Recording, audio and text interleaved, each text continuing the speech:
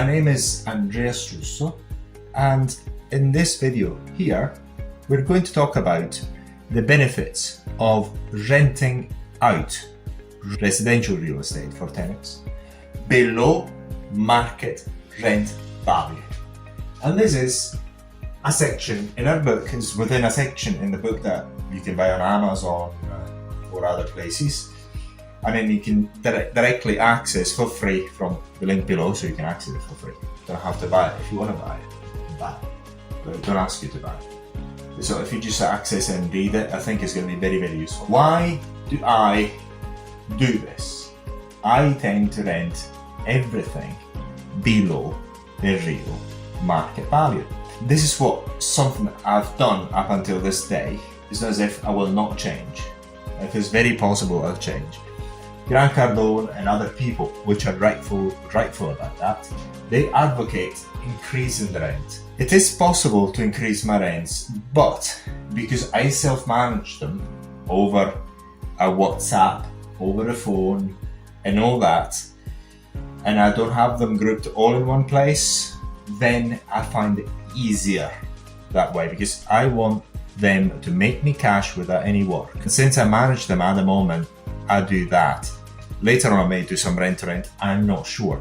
But now, in my investment strategy, I am looking at acquiring big sites where I'm going to put loads of units in one single site, because it's the best way to actually have very good assets that make you the most money.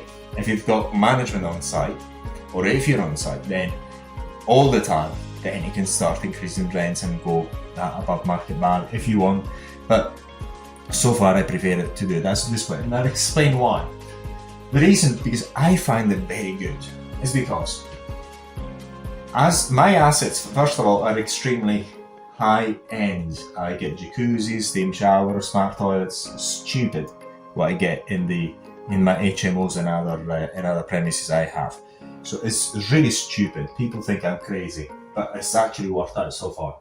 Whenever you buy anything, if you find something that has got a high perceived value and a lower price, you just choose that. This is what I do. So I don't look at brands as much. I just base things on my purchasing decisions. If I buy something, I want something that is better, a lower price if possible. This is what I do with all my assets so far. As you do that, you increase the sales. Why? Because your price is lower, better value, you've got higher demand. Basically, my assets are pretty much 100% occupied almost all the time. Is stupid. Almost all the time. I mean, there's very, very low non-occupancy. I've got one asset in Nottingham. It's pretty much 100% for forever. One tenant gives me notice, I've got a tenant moving in, or the other one moves out. It's ridiculous. We've got high demand, we've got high occupancy rate. Tenants, very, very important. Tenants are grateful. Tenants are not stupid. Tenants know. Tenants go shopping around. What happens? Tenants are very happy to live in your property, so they will treat you well. This is very important.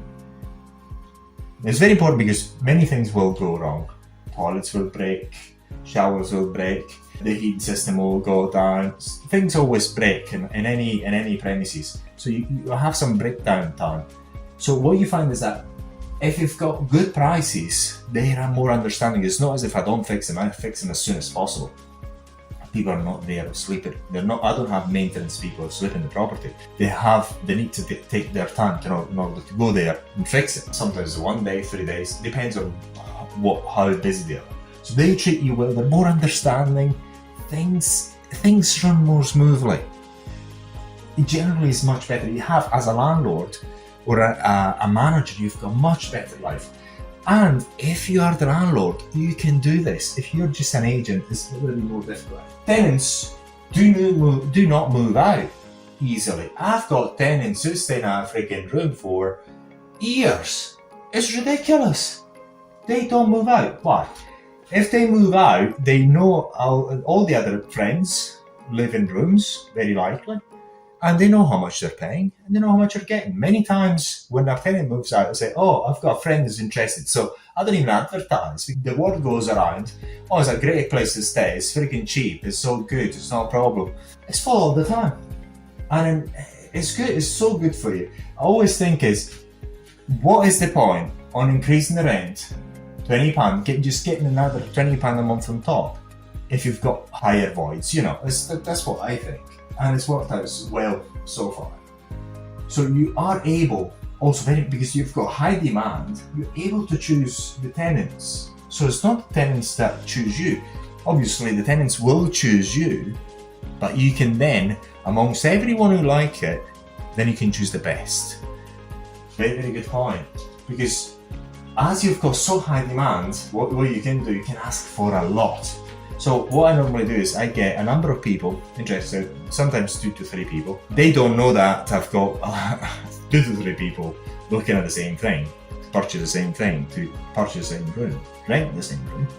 And I start asking for guarantors, asking for where they're working, and all the other things, and ask for pay slips, and these things are a bit annoying in my opinion. The people who cannot be bothered are filtered out, and I only carry on with the people that are given all the documentation. I've got guarantors and whatnot. As you're able to ask for all these things, you know what people are patient, because you want to deal with tenants who are patient, who just provide, because providing all these things it's really time consuming. I wouldn't be able to bother myself.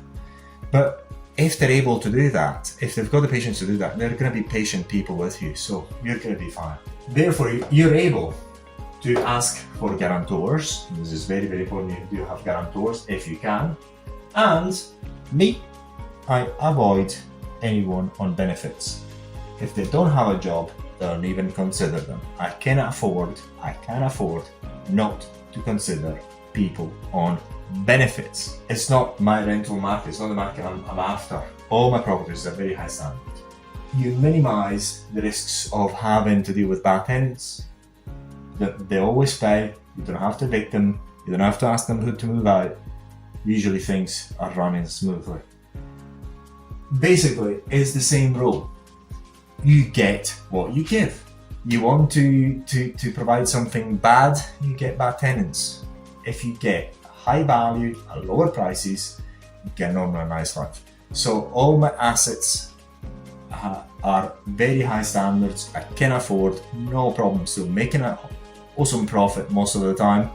Now the electricity and gas bills have got a bit of a problem, but so far for many years the profits have been very good, no problem. I can rent them a bit below a market value and things run absolutely beautiful. That is the subject for this video. We hope that you find it interesting and useful most of all.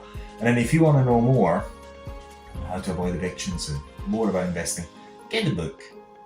You either buy it from Amazon or you get it for free from the link below. Okay, go to the link below, get it for free, read it, there's far more information there. Again, thank you very much. Andreas Russo here. Thank you for your attention.